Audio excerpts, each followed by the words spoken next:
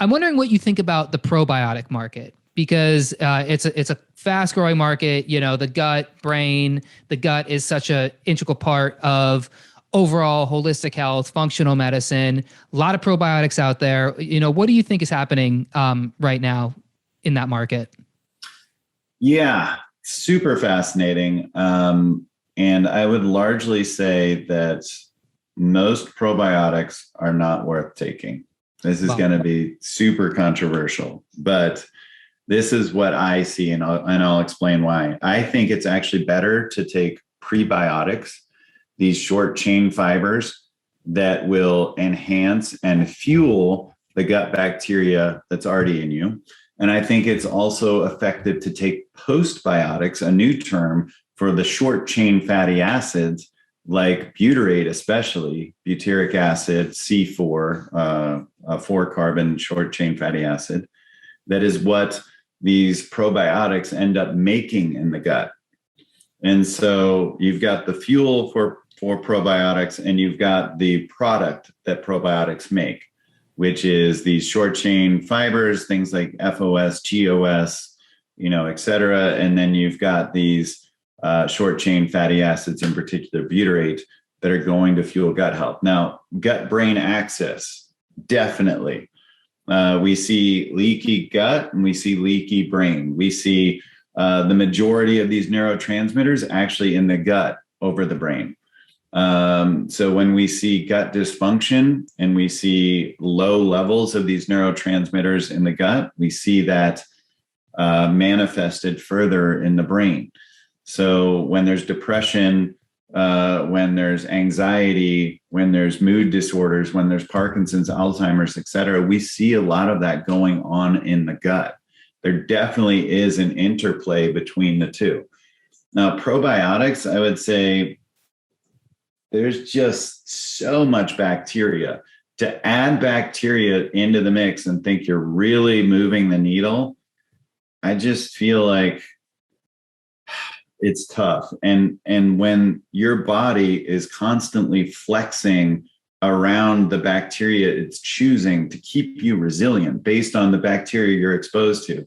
This is why I love the idea of like us being out in nature, us digging in the soil, us hugging each other, us traveling, going out to restaurants. Yes, using, touching doorknobs. Yes, eating food off the floor. Yes, being around people that are sneezing and coughing, as long as you're fairly healthy at that moment. Now, if you're immunocompromised, everything changes. That's when we can get into some of the other things that people are arguing about at the moment.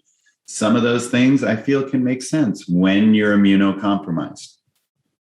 When you're healthy and resilient, you need to be taking your immune system to the gym.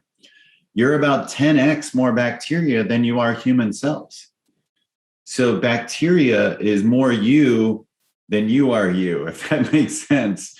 So it's important to challenge that bacteria, to let that bacteria flex and become different strains as you change your environments, as you change your moods, as you change the people that you're around, as you get out in the dirt or the seasons change or whatever. This bacteria is smart and survives. And I like for it to be dynamic. So I'd rather give it the tools like the prebiotics, and I would rather give it the fuel in the postbiotics. And yes, there is some data here and there on probiotics, but it's hard to keep them alive. It's hard to find the right strains. It's hard to get really validated data because there is so much flux and flex with these bacteria that it's not compelling enough right now. I haven't seen many compelling studies as of yet. Do I think the gut is super important? Absolutely. And there's a really good study that recently came out on fiber, a high fiber diet versus a high fermented food diet. And the fermented food diet had much better outcomes with health, with mood, with outcomes than did the fiber. So, I mean, that goes back to this idea of these short chain fatty acids. So having more like vinegar, which is the shortest chain fatty acid, acetic acid, acetate, stuff like that is helpful for the gut. So that's just where I come from on it. Hopefully no one freaks out. I'm not saying probiotics are bad, and I've recommended probiotics. There's certain products that I've taken that I've seen decent effects from, but it's just not overwhelmingly compelling enough. And this is just where I'm starting to land on the probiotic thing. And I also think there's another layer to it, which is like the whole delivery system of the probiotic, which, it doesn't seem like a lot of companies have figured out.